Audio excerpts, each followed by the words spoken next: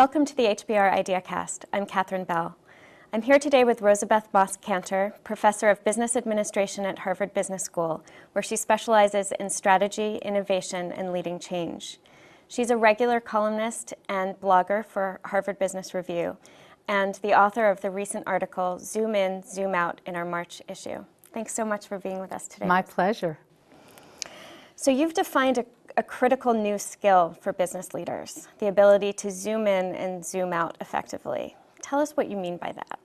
This is another way of thinking about strategic thinking, but that strategic thinking has to be flexible. It has to work at several levels. You have to be able to stand back to see the context, the big picture, while moving in to see some details, but make sure that flexibly you're moving across the spectrum. I love the zoom button on cameras, on my phone, on photos, and I thought that's really a perfect metaphor. I'm always playing with it. I'm saying, what's in the background and how can I see that?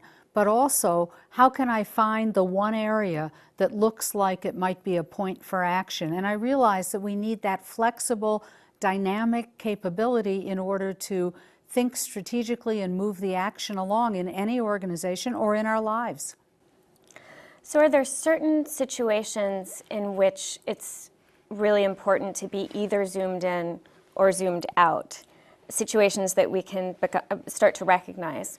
Or is it that basically any scenario or any decision can really benefit from both perspectives? Well, I think there should be some flexible looking at both ends of the spectrum in any situation. I'm not sure that there is that much virtue to staying close in and close to the details. In fact, there are a lot of problems that occur if you're too close in.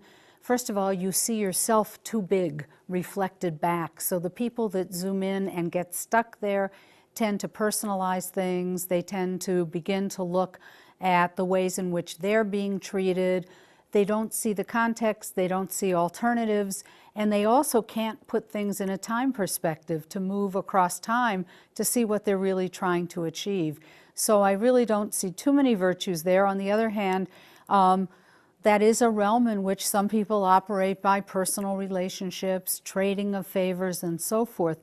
Zooming out, I think that's a place where the virtues of staying with the big picture can really help you, particularly during difficult or troubled times where you need to take action, but there are so many things that happen that appear to be either a personal attack or a glitch or a problem. You know, I have my famous Cantor's Law, everything can look like a failure in the middle. But when you zoom out, when you're able to zoom out, you always find the principles, the underlying principles, the enduring truths, what's truly the goal, the strategy.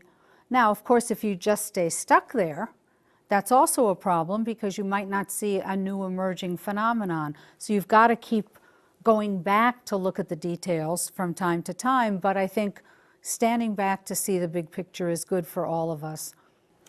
So is it right to say that it's not enough to have this work at an organizational level or at a team level, so that some people are responsible for thinking about the big picture while other people take care of the details? I think what happens then if people aren't always flexible and able to understand one another, they talk past each other. So we've all been in meetings like that, where there's one person who immediately wants to generalize, make it abstract, and doesn't really pay attention to what the particular situation is.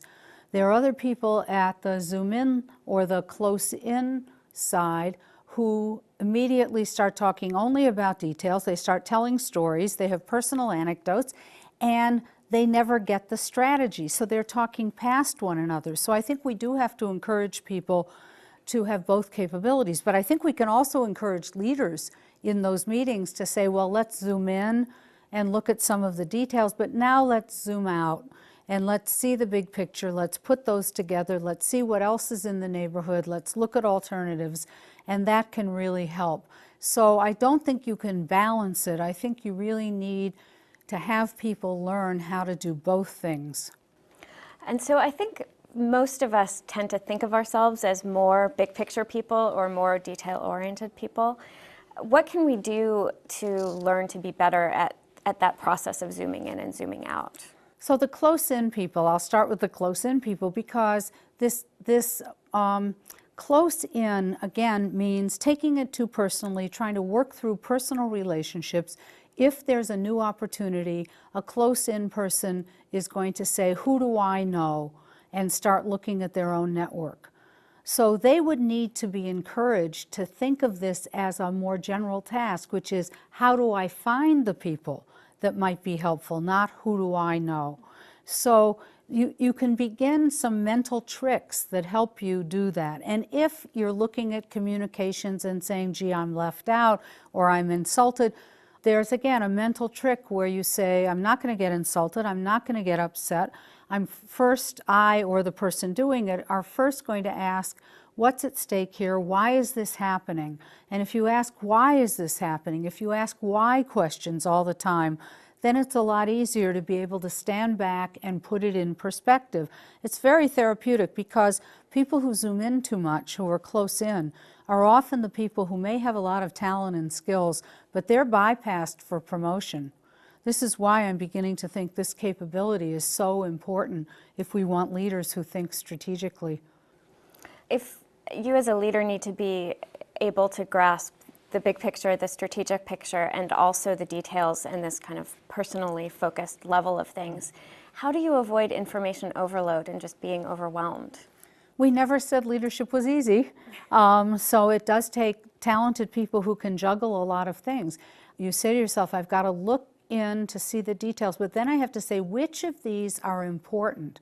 And you only know that importance when you zoom out again and say, what's the goal? What are the principles? What's the territory? What else is in the neighborhood?